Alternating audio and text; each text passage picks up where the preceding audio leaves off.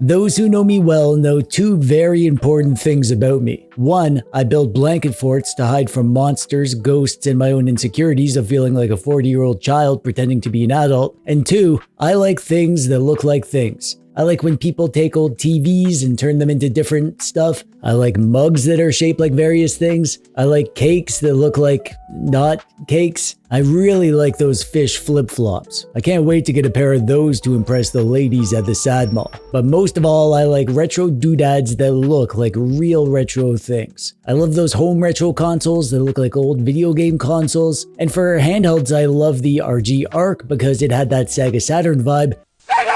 And the RG34XX for the SNES vibe, not to mention the plethora of Game Boy styled handhelds that have the Game Boy DMG vibe. I have lots of those. It's becoming a problem. But until recently, there was a retro system that a ton of people had, probably one of the most popular handheld consoles of all time. I'm talking, of course, about the Game Boy Advance, not the GBA SP. We've had a few of those, most recently in the form of the THICCBIZZLE, but none of these handheld doodad makers have been brave enough to tickle us in the nostalgia bone by making an original GBA-shaped thingy. Until now, this dweebs and lady dweebs is the RG34XX. I've been waiting to review this because it was delayed getting to me because of a postal strike here in Canada, and then I was away on a trip, and now I'm back and I'm super excited to check this thing out and show it to you. The modern updated GBA that is so true to the original that it looks like the real thing, but with all the quality of life additions that turn it into a modern thing that can handle other stuff. And most importantly, of course, this is basically the most perfect GBA experience that you can get in a modern handheld, including most importantly that super nostalgic GBA form factor that reminds us that we're all still kids deep down. It's not without its shortcomings, so definitely watch this video if you want to know if it's going to be right for you. But if, like me, you love GBA more than any other retro system, you owe it to yourself not to sleep on this retro doodad because it's not very cozy to sleep on. It's kind of hard and chunky, but also it's pretty special as a retro handheld emulator thing. Amberlick called this the RG34XX because it has a 3.4-inch screen and it uses the same chipset as all the other devices from their XX line. But I freaking hate their names, and we could definitely do better than the RG34XX. I met with a council of elder dweebs at the most recent Dweeb Moot, and we deliberated for 3 days and 3 nights, and eventually the retro handheld gods spoke to us through the pixels and bequeathed upon us the perfect name for this thing. Ladies and gentlemen, dweebs and lady dweebs, I present to you the THICCBIZZLE. You know, because it's a bit chunky in a good way. I like these things on the thick side, among other things. Also, this THICCBIZZLE was kindly provided to me by Lit and XT. These guys were so patient with me getting this to me, even though there was a postal strike and different shipping, and then I had my trip, and they were just super accommodating. They're a good store and they have good sales all the time, so definitely check that out in the link below if you're thinking of picking one of these up. The most important part of any handheld is the specs, but not with Amberlick's XX doodads because they all have the same specs. So here, of course, we get the same H700 chipset with 1 GB of RAM, external storage, 3500 milliamp hour battery. I'm starting to sound like a broken record at this point. What's unique here is the screen. This screen is 3.4 inches with a resolution of 720 by 480, which is very interesting for a GBA style handheld, which we'll talk about because it's important. Not as important as subscribing to TechDweeb on YouTube. Nothing is more important than that, but almost. Now, I gotta be completely honest with you, I pee in the shower to save time. And also, I never actually had an original GBA, which I know is a crime against the retro gods, especially considering that the GBA is my favorite retro system. I did have a GBA SP, that's where I entered the world of the GBA and I loved it to bits, but the original GBA wasn't something that I ever really liked the look of or wanted to buy. So while I do love the THICCBIZZLE as an authentically nostalgic GBA, take my opinion with a big grain of sugar because I'm by no means an authority on how properly authentic this thing looks and feels. With that said, I've held an original GBA lots of times and I've seen all the other reviews of this thing, and especially Zoo's amazing review where he compared it head to head against the original GBA. So there's no doubt in my mind that this is the GBA form factor. Everything from the shape of the ergonomics to the size and feel of the D-pad and the buttons to the fact that they put the memory cards right where the cartridge slot was on the GBA. L2 and R2 are available back there for pressing, but they're tucked out of the way at the back because they're not as high of a priority as getting the authentic GBA feel for L1 and R1. And of course, the color. There are several color options, but this one I have here is the same purple as the iconic original GBA, and they nailed the overall vibe. This is the most retro feeling of all the retro doodads that I've felt in a very long time, maybe even ever. And that's saying a lot because I have a data frog.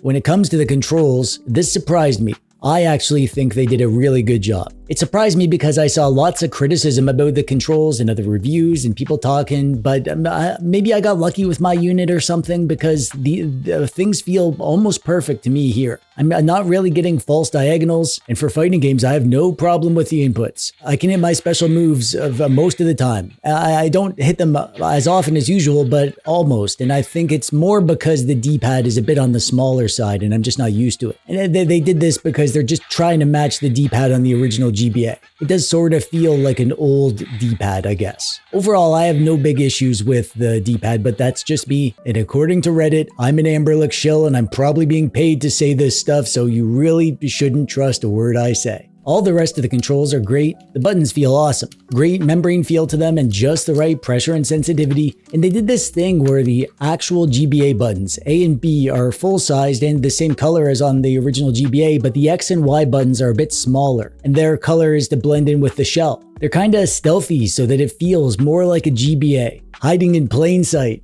like I do when I can tell my mom is coming to find me to ask me to clean my room. The bumpers are great. They have an awesome feel, really comfy to use and really nice and kind of squishy. And they're in the same spot as the GBA, but the L2 and R2 are tucked away on the backside. And this is a great choice, I think. They prioritized an authentic GBA hand feel while still giving us the extra functionality at the same time for when we need it. Well played, Amberlick. Well played.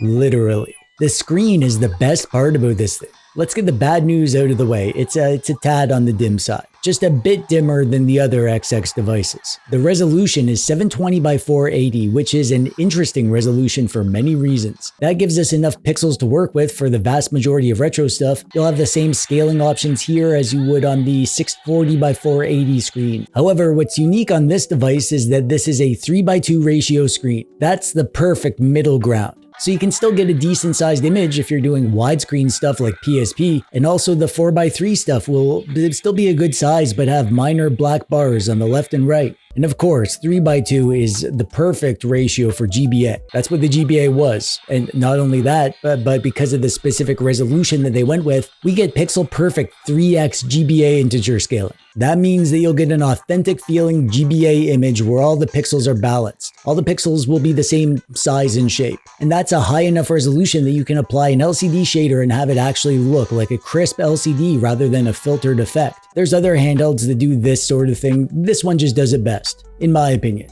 which is the best opinion, in my opinion. There's not a ton to talk about with the system. We get Amberlick's typical Zazzy system, which is pretty good. It does the job. It has a decent looking front end and it comes preloaded with games, and the games lists are pretty unorganized and there's some notable missing games and doubles and stuff, but overall they're fine. When you're in a game, you have some nice hotkeys to save and load your state and open up RetroArch so you can tinker with your own settings if you want to do that sort of thing. And I assume that there are other custom firmwares on the way like MinUI and MuOS, but right now there is an alpha build of KNULLI, and I am very thankful for that. I made a recent video all about KNULLI, including how to install and use it and all the little tricks and stuff. Check that out, link below if you want a little KNULLI in your life. In more ways than one, if you know what I mean.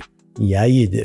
And there's also not a ton to talk about with the performance, to be honest. The THICCBIZZLE has the same performance as all the other XX devices, like the Bizzazzle and the ZazBizzle and the FlipZizzle and all those. So you'll be able to play everything up to PS1 and Nintendo DS with no issues, and you'll be able to play a good amount of N64 and Dreamcast and PSP. One unique thing here is because this is a 3:2 ratio screen, PSP is actually a decent size on here. Now, it's not huge or anything, even compared to something like the THICCBIZZLE, it's just a little bit bigger, that's what she said. But this is why I like 3:2 ratio screens, because they're the middle ground ratio that lets a lot of different stuff play well. However, if you plan to play mostly widescreen stuff like PSP, there are better devices for that. And while the 4:3 stuff does play great on here and look great, it's really not ideal because this 3:2 ratio screen means that we get some black bars on the left and right. And because it's only a 3.4-inch screen, that means that the 4:3 stuff is even smaller compared to the 3:5-inch screen devices. And it's dwarfed by the 4-inch screen devices like the THICCBIZZLE.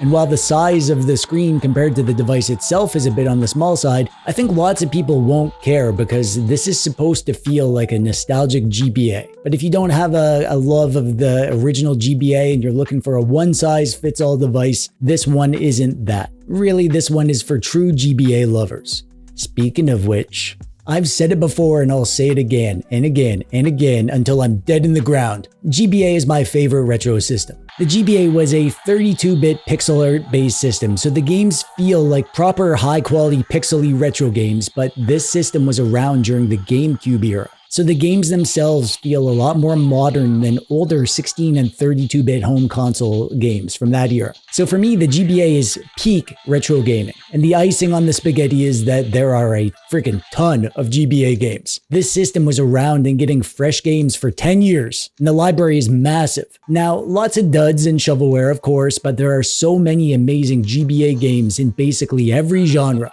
Not to mention a ton of ports and updated versions of classic retro games. If you love really retro games, but also appreciate playing them in a way that brings along some of the more modern quality of life updates and mechanics, you need to give yourself the time to immerse yourself in the GBA library. If I could pick one system to play for the rest of my life, I would pick the GBA without hesitation. There are lots of ways you can play GBA games, but there has never been a more nostalgic and authentic way to play them than we have here on the THICCBIZZLE. And if you say otherwise, then do me a favor and slap yourself in the face for talking such nonsense.